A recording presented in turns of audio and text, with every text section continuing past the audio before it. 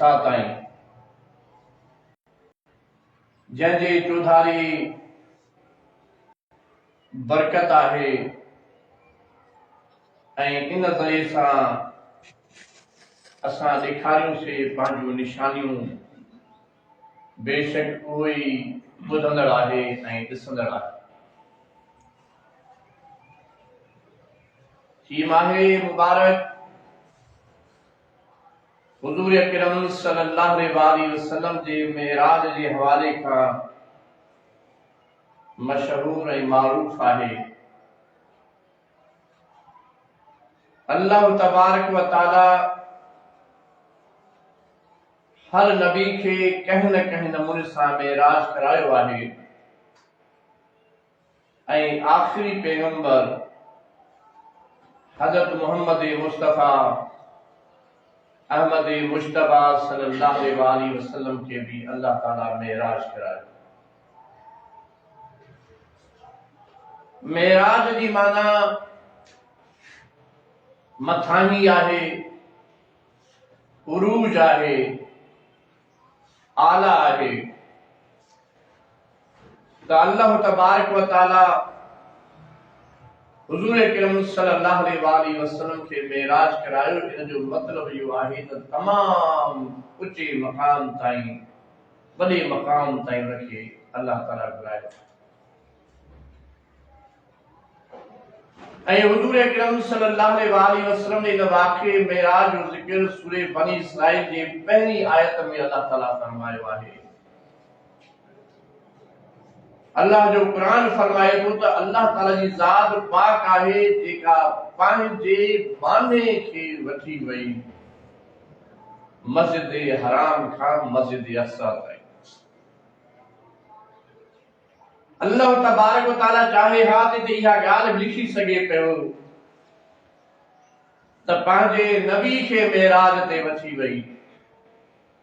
इहा ॻाल्हि बि थी सघे थी त सच आहे त पंहिंजे रसूल खे अल्लाह ताला मेराज ते वठी वियो। लेकिन हिते जेको लफ़्ज़ इस्तेमाल कयो आहे त पाक ज़ात आहे अल्लाह तबारक व तआला जी, जंहिं पंहिंजे बाने खे मेराज करायो, पंहिंजी अब्द खे मेराज करायो। अल्लाह ताला पंहिंजे महबूब जे लाइ अब्द जो लफ़्ज़ इस्तेमाल करे अब्दियत जे मक़ाम खे इज़त करे, उनखे मथां करे छॾियो। ऐं हुज़ूर अकरम सल्लल्लाहु अलैहि वसल्लम अब्दियत ते भी मेराज ते हुया। माना अल्लाह ताला सां वफादारी, अल्लाह ताला सां दोस्ती, अल्लाह ताला सां प्यार, अल्लाह तबारक व तआला सां जेको ताल्लुक़ आहे हुज़ूर अकरम सल्लल्लाहु अलैहि वसल्लम जो, उहो बि मेराज ते पुॼी वियो हुयो। जंहिंजो मिसाल भी उन सां मौजूद आहे, किरदार मौजूद आहे त सैयदुल अंबिया अल्लाह जे लाइ, पंहिंजे रब जे लाइ, पंहिंजे मालिक जे लाइ ठठोड़ियूं भी बर्दाश्त कयूं, पत्थर भी बर्दाश्त कया, घटि वधि ॻाल्हाइण भी बर्दाश्त कयो, बिरादरी जो बाइकाट भी बर्दाश्त कयो, मुख़्तलिफ़ तकालीफ़ बर्दाश्त कंदे कंदे बिल आख़िर उहो लम्हो बची वियो जो पाण करीम सल्लल्लाहु अलैहि वसल्लम मक्के खां निकिरी करे ताइफ जी तरफ़ रुख कयो।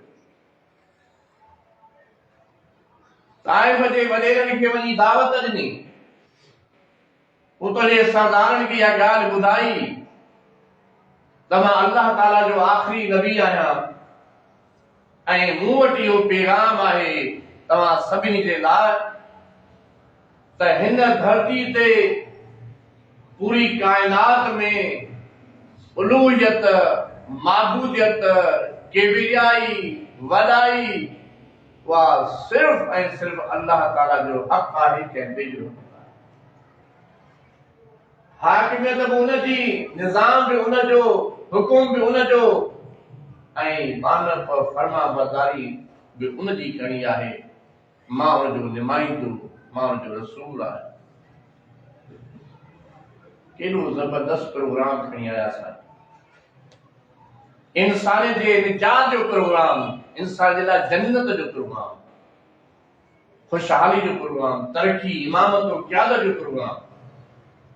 लेकिन अफ़सोस जी ॻाल्हि इहा त ताइफ़ जे वॾेरनि इन ॻाल्हि खे मञण जी बजाए रंगो ठठो ॾेई मज़ाक कयो। ऐं उहा ठठो ॾेई मज़ाक अहिड़े क़िस्म जी आहे जेका हिकु ईमान वारो ज़बान सां दोहराए नथो सघे। दोहराइण में बि तकलीफ़ थिए थी, चवण में बि तकलीफ़ थिए थी। चयो त उन्हनि, पर जॾहिं मां पंहिंजे लफ़्ज़नि में चवंदुसि त मूंखे ख़ुदि तकलीफ़ थिए थी, उहे लफ़्ज़ कीअं चइजनि। साईं जे मथां लफ़्ज़नि जी अहिड़ी पुछाड़ कई, अहिड़ा ग़लति लफ़्ज़ ॻाल्हाया। सिर्फ़ एतिरो न कयूं बल्कि इन खां वधी करे शहर जे छोकिरनि खे बश कयूं ते रखी वठो। ऐं तव्हां अंदाज़ो लॻायो त कंहिं धारे ॻोठ में, कंहिं धारे शहर में कोई माण्हू पुॼी इन ॻोठ जा चङा मुड़ुस वॾेरा बश कनि त पोइ माण्हू जी कैफ़ियत कहिड़ी थी वेंदी। जंहिं माण्हूअ खे जेका शइ हथ आई उन हुज़ूर अकरम सल्लल्लाहु अलैहि वसल्लम मथां उछलाई, कंहिंखे भितर हथायो, कंहिंखे ठिकर हथायो, कंहिंखे पत्थर हथायो। ऐं नबियनि जो सरदार विच में आहे ऐं ॻोठ वारनि जे घेराव में। पाण करीम सल्लल्लाहु अलैहि वसल्लम जो रत मुबारक वहण शुरू थी वियो। सॼे जिस्म खे रत क़यास करे सैयदुल अंबिया जे जुतीअ ताईं बि रत पुॼी वियो। साईं इहो मंज़र, इहो हाल अल्लाह तबारक ताला पंहिंजे महबूब सां ईअं ॾिठो ऐं अल्लाह ताला खे जलाल अची वियो। ऐं ज़ाहिर आहे त अल्लाह जो नुमाइंदो, अल्लाह जो महबूब आहे, अल्लाह जो रसूल आहे, अल्लाह जो पैगंबर आहे। उन जी ॻाल्हि खणी वियो आहे त अल्लाह ताला उन जे लाइ ज़रूर कुझु इंतज़ाम कंदो। अल्लाह तबारक व ताला मलाइकनि खे मोकिलियो, ए मलाइका वञो, जीअं मुंहिंजो महबूब चाहे उन ते अमल कयो। हुज़ूर अकरम सल्लल्लाहु अलैहि वसल्लम वो रत गाड़ींदा, रत वहाईंदा, ताइफ़ जे शहर मां निकिरी बिल आख़िर हिकु बाग मची वियनि था। एतिरे में मलाइका पुॼी विया। या रसूलल्लाह सल्लल्लाहु अलैहि वसल्लम तव्हां हुकुम कयो, अव्हां जो हुकुम खपे। अल्लाह जी ज़ात गज़बनाक आहे त मुंहिंजे नुमाइंदे सां, मुंहिंजे नबी सां, मुंहिंजे रसूल सां ईअं थी रहियो आहे। अव्हां हुकुम कयो त हिन ताइफ़ जे शहर खे जबलनि जे विच में पीं छॾिजे, इनखे सुरंग बणाए छॾियो। लेकिन सैयदुल अंबिया जे रहमत खे सलाम, सैयदुल अंबिया जे सब्र खे सलाम, सैयदुल अंबिया जे अज़मत खे सलाम, सैयदुल अंबिया जी पंहिंजे रब सां मोहब्बत खे सलाम आहे। इन कैफ़ियत में भी पंहिंजा हथ मथे खयो ऐं फरमायो, ए मुंहिंजा रब, ए मुंहिंजा पालनहार, जेके मुंहिंजे मथां पत्थर वसाइनि था, इन जो को ॾोह न आहे। अल्लाह, इन जो को ॾोह न आहे। या अल्लाह, इन जो को ॾोह न आहे जो मूंखे सुञाणनि नथा न, ये मूंखे सुञाणनि नथा सही माना में। ऐं मां तोखां दुआऊं घुरां थो त या रब, इनखे सुञाण वारियूं अखियूं अता फरमा। हे मुंहिंजा रब, मां हिन क़ौम खे बर्बाद करे लाइ न आयो आहियां, मां त हिन क़ौम खे आबाद करे लाइ आयो। दुनिया में अॼु ताईं कोई अहिड़ो मिसाल पेश नथो करे सघे। ये माण्हू जेके हुज़ूर अकरम सल्लल्लाहु अलैहि वसल्लम खां हमला कंदा आहिनि ऐं चवंदा आहिनि त इस्लाम तलवार जे ज़रिए ज़बरदस्ती फैलाए वियो, माण्हू खे कुई करे फैलाए वियो, कब्ज़ा करे फैलाए वियो, एग्रेसिव अंदाज में मुल्क ते चढ़ाइयूं करे फैलाए वियो। उन्हनि खां पुछो त इंसानियत जो सब खां वधीक हुबेदार, इंसान सां मोहबत करण वारो, इंसान जी इज़त करण वारो केरु आहे? कोई अहिड़ो इंसान जी इज़त ऐं मोहबत करण वारो न आहे सवाइ हज़रत मोहम्मद मुस्तफ़ा अहमद मुश्तफ़ा सल्लल्लाहु अलैहि वसल्लम। ही तलवार न आहे साईं, त रत ॾेई करे क़ौम सां भलाई कई, रत ॾेई करे पंहिंजो रत कुर्बान करे, आराम कुर्बान करे, घर कुर्बान करे, सब कुछ कुर्बान करे इन इंसान जी तामीर कई, इंसानियत के जन्नत जो रस्तो सिखायो, बल्कि इंसान खे इंसानियत वारो रस्तो सिखायो, इंसानियत ॾे सॾु कयो। अॼु दुनिया जे अंदरि तव्हां ॾिसो वॾा वॾा मुबल्लिग बि उते तकरीर कंदा आहिनि, उते वाइज़ कंदा आहिनि जिते बहितरीन निज़ाम हुजे, कालीन विछायल हुजे, लाउड स्पीकर हुजे, थधी का छांव हुजे ऐं सुठी का मानी रोटी हुजे। जेकर उनमें कमी ईंदी त मौलवी साहब अॻे साल न ईंदो, चवंदो तव्हांजा इंतज़ामात नाक़िस आहिनि, साईं इंतज़ामात अञा सही न आहे, तव्हां वटि क़द्र न आहे। लेकिन हीअ ज़ात अजीब, कोई इस्तक़बाल करण वारो न आहे। हा इस्तक़बाल थिए थो पत्थर ना थो थिए, इस्तक़बाल थिए थो ठठोर ऐं मज़ाक सां थो थिए त सैयदुल अंबिया उन जगह ते दीन पेश करण लॻा। ऐं जॾहिं वापसि आया त रस्ते में अल्लाह ताला जिन्ननि जी जमात खे विहारे, जिन आया पहिरियों दफ़ो जमात जे सूरत में, जिन्ननि हुजूर अकरम सल्लल्लाहु अलैहि वसल्लम जे उम्मत में शामिल थिया, कलमो पढ़ियो। सुभान अल्लाह। गोया कि अल्लाह तबारक व तआला पंहिंजे महबूब खे ॿुधायो त मुंहिंजा महबूब जे ताइब वारा इंसान तुंहिंजे मथो कलमो पढ़ण लाइ तयार न आहिनि त हिन ज़मीन ते सिर्फ़ इंसान त न आहिनि, जिन बि आहिनि, तुंहिंजी इन ॻाल्हि खे मञण लाइ तयार आहिनि, तुंहिंजी उम्मत में शामिल थियण लाइ तयार आहिनि। ऐं जिन्हनि जी जमात हुजूर अकरम सल्लल्लाहु अलैहि वसल्लम जे कलमो पढ़ी करे मुस्लमान, इन करे जिन में के मुसलमान हूंदा आहिनि, के गैर मुस्लिम हूंदा आहिनि। अल्लाह ताला पंहिंजे महबूब खे गोया की तसल्ली हिकिड़ो आथत ॾिनो त ए मुंहिंजा महबूब तूं अकेलो न आहे, जे इंसान तोसां वफ़ा नथा कनि, बेवफ़ाई था कनि त जिन तोसां वफ़ादारी करण लाइ तयार। लेकिन अल्लाह जे महबूब खे सतायो ॾाढो वियो, ॾाढो सतायो वियो। इन करे अल्लाह तबारक व तआला मज़ीद हिकिड़ो इंतज़ाम फरमायो, मज़ीद इंतज़ाम। जीअं तव्हांजे कम सां कोई माण्हू वञे ऐं तव्हांखे ख़बर पए त उनखे का तकलीफ़ भुॻी आहे त तव्हां ज़रूर सां मोहबत कंदो, उनखे घुराईंदो, उनखे का मानी खाराईंदो, चवंदोसि यार तोखे मुंहिंजे करे तकलीफ़ अची वई, तूं मुंहिंजे कम सां वञे।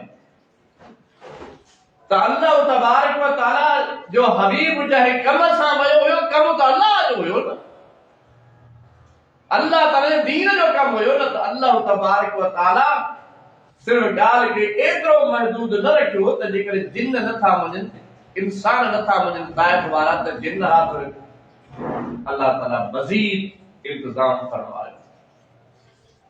साईं जन मक्कतुल मुकरमा में आराम पज़ीर, आराम फरमाइनि था। जिन्ननि जो सरदार, जिन्ननि जो न मलाइकनि जो सरदार पुॼी वियो, जो सरदार मलाइकनि जो जेको चीफ आहे वो पुॼी वियो। जिब्राइल कीअं अचण थियो आहे? साईं अल्लाह जे हुकुम सां आयो आहियां। ॾे ख़बर छा प्रोग्राम आहे? जन्नत मां तुंहिंजे लाइ सवारी वठी आयो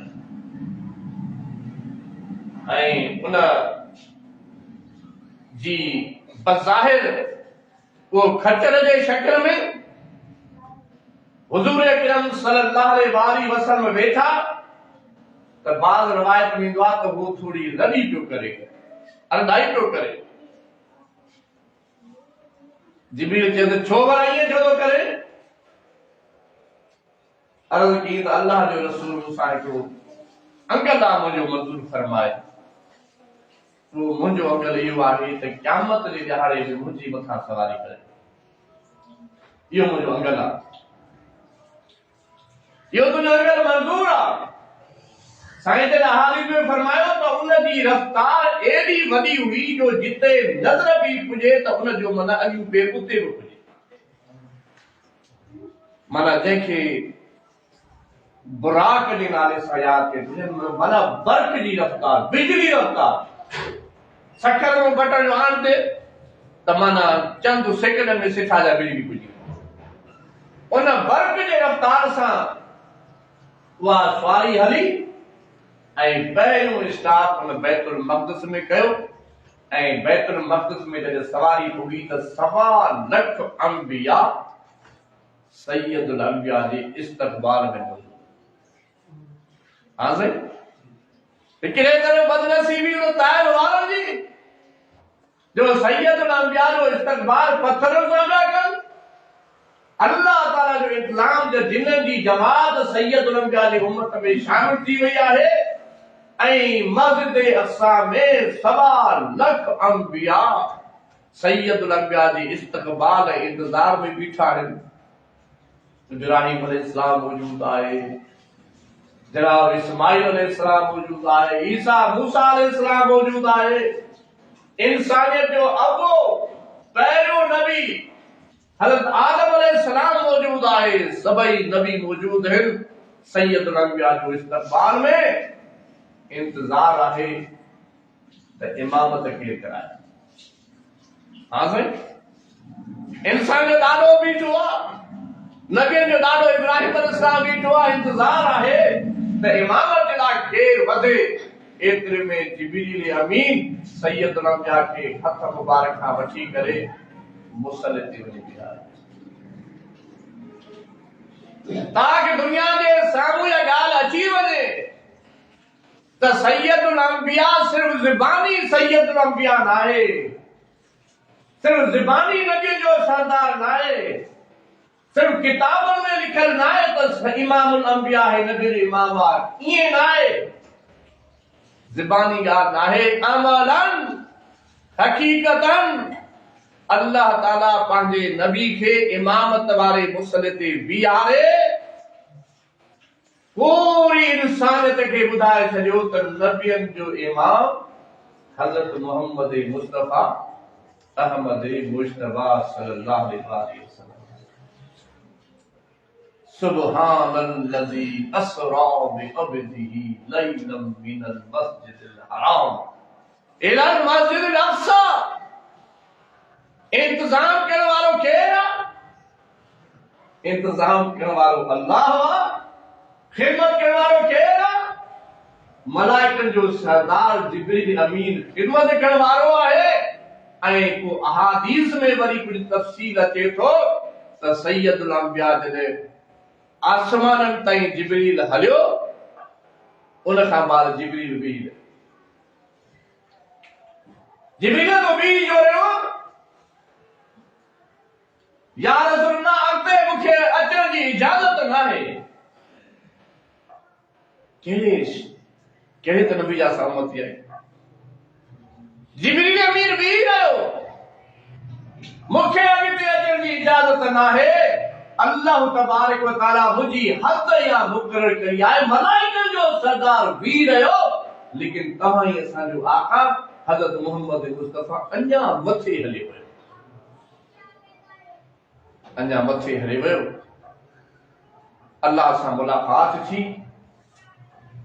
वो सैयदुल अंबिया खे पंहिंजी उम्मत यादि अची वई। या अल्लाह मां त मेराज कयो, तोसां मुलाक़ात कई, लेकिन मुंहिंजी उम्मत जो छा थींदो? उहा कीअं मेराज कंदी? अल्लाह ताला पंहिंजे महबूब खे फरमायो आहे 50 वक़्त निमाज़ पढ़े, इहो हुनजो मेराज आहे। 50 वक़्त पढ़े। सैयदुल अंबिया फरमायो सही आहे या अल्लाह तुंहिंजो शुक्र। ऐं जॾहिं हेठि आसमान ते लही आयो त ॿियनि नबियुनि सां मुलाक़ात थी। अर्ज़ कयूं त हे अल्लाह जा महबूब, हे असांजा सरदार, ये 50 वक़्त घणा वठी आयो आहे, तोहफ़ो घणो वठी आयो आहे, गिफ्ट गौरी आहे। असां माण्हुनि खे ॾिठो आहे, एॾा तोहफ़ा केरु खणंदो? अब के माण्हुनि खे तव्हां टन सोन जो खणंदसि, चवंदो न मूंखे किलो ॾे, मूंखे खजे बि न नी। हाणे एॾो वॾो इनाम उम्मत जो कीअं खणाईंदे तूं? तंहिंजे करे अल्लाह ताला वटि वञो ऐं इन इनाम खे मुख़्तसिर कराए। ऐं उहो इनाम मुख़्तसिर थींदे थींदे 5 निमाज़ुनि ताईं पुॻो ऐं अल्लाह ताला फरमायो मुंहिंजा महबूब, हाणे ॻाल्हि तोसां मोहबत है, ये पढ़ंदा 5 वक़्त पर इनके सवाब मिलंदो 50 वक़्त। पढ़ंदा 5 वक़्त पर इनके सवाब 50 वक़्त जो मिलंदो। इहो आहे अल्लाह ताला जे महबूब जे ज़रिए असांजे लाइ गिफ्ट। छा आहे गिफ्ट? इनमें मेराज आहे। मेराज कीअं आहे? मेराज ईअं आहे त सैयदुल अंबिया फरमायो तव्हां सूरे फातिहा पढ़ंदा आहियो, हिक आयत जे बदले में अल्लाह तव्हांखे जवाब ॾींदो आहे। माना मुलाक़ात थी वई। मुलाक़ात में कचहरी कबी आहे न, ॻाल्हाइबो आहे न। त सैयदुल अंबिया जो फरमाए, मौलवी न बता जो कि मुन्ना जी ॻाल्हि आहे। सैयदुल अंबिया जो फरमाए सूरे फातिहा पढ़ो, हिक आयत खां बाद अल्लाह ताला तव्हांखे जो जवाब ॾींदो आहे। ऐं वरी जॾहिं तव्हां सजदे में वेंदा हो त पोइ अल्लाह ताला जे तमामु तव्हां वेझड़ा थी वेंदा। हा साईं, जॾहिं माण्हू निमाज़ पढ़ी अल्लाह सां मुलाक़ात थी त मेराज थी वियो न। बाद बाबा चवंदा, को चवंदो आहे कर्ज़ आहे, को चवंदो आहे फर्ज़ आहे। बाबा कर्ज़ फर्ज़ पंहिंजे जॻह ते, पर हे त मेराज आहे, मुलाक़ात आहे। मुलाक़ात माण्हू त तसंदा आहिनि, एसपी सां मुलाक़ात थींदी, डीआईजी सां मुलाक़ात थींदी, आईजी सां मुलाक़ात थींदी, वज़ीर आला सदर सां मुलाक़ात थी वञे। माण्हू चवंदा आहिनि यार वॾो सिठाज में हे ई सभ खां वॾो माण्हू आहे। कीअं हुआ? बाबा सदर पाकिस्तान सां मिली आयो आहे, हे थी वियो आहे, आर्मी स्टाफ सां मुलाक़ात करे आयो आहे। लेकिन हकीकत में इज्जत वारो उहो आहे जॾहिं मुलाक़ात अल्लाह सां, चाहे वो सेठाजा में गाॾो हलाईंदो हुजे, रेड़ो हलाईंदो हुजे, कपिड़ा फाटल हुजनि, पेर में चपल न हुजेसि, अल्लाह वटि इज्जत वारो इहो आहे। ऐं इज्जत आहे उहा जेका अल्लाह ताला वटि मिले न, इज्जत आहे उहा जेका अल्लाह ताला वटि मिले। सैयदुल अंबिया खे मुख़्तलिफ़ मंज़र ॾेखारे विया। मुंहिंजे तफ़सील मोकिलियो न आहे कि ॿिए जुमे ते साईं जन वापसि पुॼी विया। सैयदना अबू बकर सिद्दीक़ खे हिकिड़े मुशरिक मक्का पकड़ियो। चई तुम्हारो यार छा थो करे, कहिड़ी ॻाल्हि थो करे? छा चवे? चई तुम्हारो यार थो चवे त अॼु राति मां निकितो हुउसि, मके खां निकितो आहियां, मस्जिद अक़सा पुॻो आहियां, 1.25 लख नबी जी इमारत कई आहे, आसमान ते पुॻो आहियां ऐं सैर करे अल्लाह सां मुलाक़ात करे मोटी आहियां। असां जहिड़ो ॾाढा ई मुस्लमान हुजे छा चवे यार वो साईं कीअं थो चवे यार? वो साईं खे मां सम्झायां थो, साईं अॻे माण्हू काबिया था त ॾेढ ॻाल्हियूं न कयो। लेकिन न,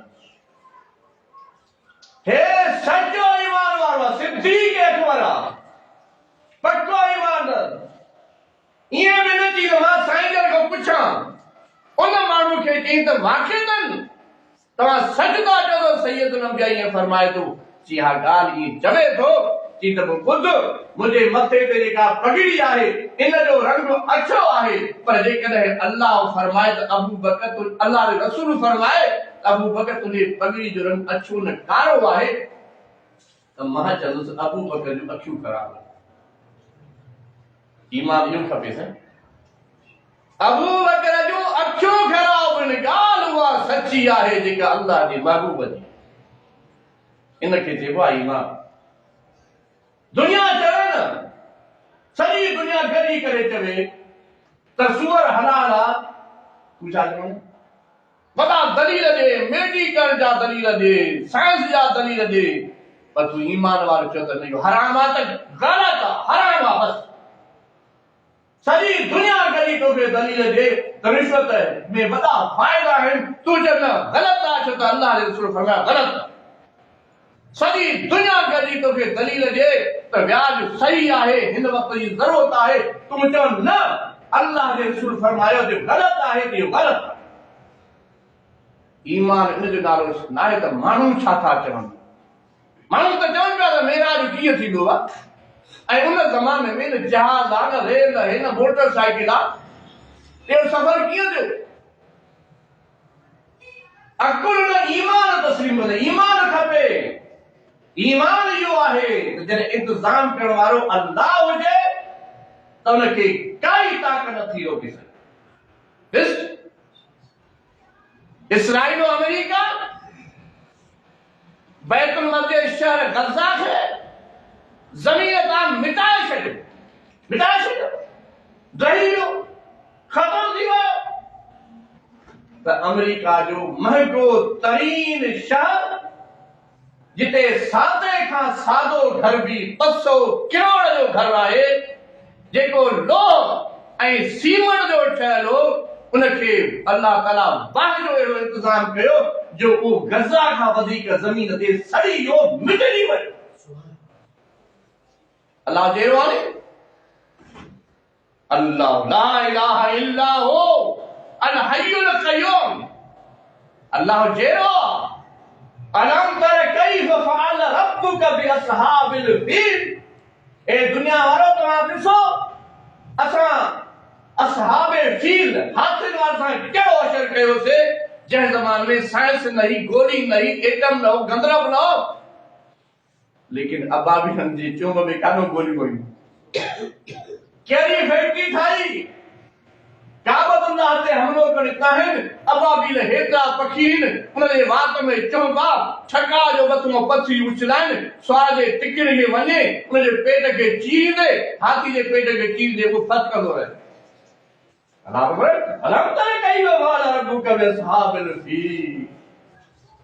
100 साल बाद माण्हू ईअं चवंदा, हुन रब खे ॾिस, जे अमेरिका जे वॾे शहर, महांगे तरी शहर, ऐशो उशर जे मर्कज़, सहूलियत जे मर्कज़, जेको पत्थर में लोह सां ठहियो हुयो, अल्लाह ताला उनखे ज़मीन तां मिटाए छॾियो। इहो केरु आहे? इहो अल्लाह। त सिद्दीक़ अकबर छा थो फरमाए त ॻाल्हि उहा ई सची आहे जेका अल्लाह जो रसूल सल्लल्लाहु अलैहि वसल्लम फरमाए। ईअं न, अल्लाह जो रसूल सचो त आहे, पर छा जी सचो आहे त पोइ सचो आहे बस। सिद्दीक़ अकबर वारो ईमान खपे। ऐं हुज़ूर अकरम सल्लल्लाहु अलैहि वसल्लम जे लाइ मुशरिकनि खे ॿुधायो, ख़बर फैलिजी वई। अजीब ग़रीब सुवाल, साईं ॿुधायो भला मस्जिद अक़सा खे दरियूं घणी हुयूं, कुंडियूं घणी हुअसि, दरवाज़ा घणासि। ॻाल्हि आहे त माण्हू काथे वेंदो आहे, दरवाज़ा त ॾेखारींदा हो। तव्हां ॾिस आया हो जूम पढ़ी ईंदा, हाणे तव्हां दरवाज़े ते नथा कयो, न कादर था कयो, न टीर था कयो, न पखा था कयो। अजीब ग़रीब सुवाल। जॾहिं हुन जो सवाल कयो, अल्लाह ताला सैयदुल अंबिया खे मस्जिद अक़सा साम्हूं करे ॾेखारी। जीअं स्क्रीन ते तव्हां ॾिसंदा हो, ईअं स्क्रीन ते पूरी मस्जिद आहे। हे सवाल कंदा था वञनि, सैयदुल अंबिया हुनखे ॿुधाईंदो थो। तव्हां त हाणे था ॾिसो न, तव्हां स्क्रीन ते शयूं हाणे था ॾिसो, लेकिन हुज़ूर अकरम सल्लल्लाहु अलैहि वसल्लम खे अल्लाह ताला उन ज़माने में उहो स्क्रीन ते साम्हूं सॼी मस्जिद अक़सा अची वई ऐं सैयदुल अंबिया हर शइ उनखे करे ॾेखारी। पर जंहिंखे न मञियो हुयो, पोइ बि हुन चयो त लॻे थो त हिनखे कोई जादू वादू जो इल्मु आहे। नाहे मञियो त को न को बहानो आहे त अल्लाह ताला पंहिंजे अब्द खे इहो सेर करायो ऐं उन मक़ाम जो जेका बरकतुनि सां भरियल आहे। सम्झ में न पियो अचे, सची ॻाल्हि आहे, सम्झ में न पियो अचे त इहो कीअं थींदो। ये 2-4 हज़ार मुजाहिद इसराइल और अमेरिका जो मुक़ाबिलो कीअं कंदा, सम्झ में न पियो अचे। कॾहिं कॾहिं दिलि धड़कण शुरू थी वेंदी त छा मस्जिद असां मिटिजी वेंदी, बैतुल मक़दस ख़तम थी वेंदो, ये हज़ारे जेके मुजाहिदन ख़तम थी वेंदा। वरी जॾहिं अल्लाह जी ताक़त ते नज़र पवंदी त आसूं थींदो। ऐं हिन 15वीं सदी में जो अल्लाह ताला पंहिंजो इशारो ॾेखारियो त ॾिसो मां जेको कुझु करणु चाहियां सॼी दुनिया जा मुनाफ़िक हुकुमरान बि उन्हनि सां गॾु ऐं तमामु अफ़वाजुनि सां गॾु दुनिया जूं 70-75 लख फ़ौज है मुस्लमान जी, उहा बि चुप ख़ामोश हथ ते हथ रखी वेठी हुई। लेकिन अल्लाह ताला पंहिंजी किबरियाई खे, पंहिंजी उलूहियत खे ॾेखारियो, उन्हनि जो शर मिटिजी वियो। अॼु जूं फ़ौजूं वापसि वञनि पियूं ऐं मुजाहिदीन जे कब्ज़े में था जेके मायूं ऐं मर्द निकिरनि था। तव्हां ॾिसो केॾा हशाश बशाश आहिनि। ॿिए तरफ़ अमेरिका जे टार्चर सेल में माण्हू ॾिसो कीअं सड़नि था। हुकूक इंसानी कंहिं वटि आहे? अॼु बि हुकूक इंसानी इस्लाम वारनि वटि आहे, मुजाहिदनि वटि आहे, अल्लाह वारनि वटि आहे। अल्लाह जा बाग़ी कल्ह बि इंसान जा दुश्मन हुया, अॼु बि इंसान जा दुश्मन आहिनि। अल्लाह ताला इन धरती खे जेका बरकत वारी आहे उनखे मनहोस यहूदियुनि खां बचाए वरितो ऐं फरमायो ले नुरियहू मिन आयातिना इन्नहू हुवस समीउल बसीर। असां पंहिंजे महबूब खे कुझु निशानियूं ॾेखारियूंसीं। अहादीस में जो तफ़सील मौजूद आहे, जे मौक़े मिलियो तो बक़िया ज़िक्र उन मौक़े ते थींदो। अल्लाह ताला खां दुआ आहे त जेको मेराज जी गिफ्ट ऐं तोहफ़ो आहे उहो असांखे क़बूल करण जी तौफ़ीक़ अता फरमाए ऐं उनजो जेको ईमान ऐं सचाई जो सबक़ आहे अल्लाह ताला असांजे दिलि में पैदा करणु फरमाए। सदक़ अल्लाहुल अलीयुल अज़ीम। नफ़अनी व इय्याकुम बिआयातिही व ज़िक्रिल हकीम। इन्नहु ताला जव्वादुन मलिकुन करीमुन व रऊफ़ुर रहीम।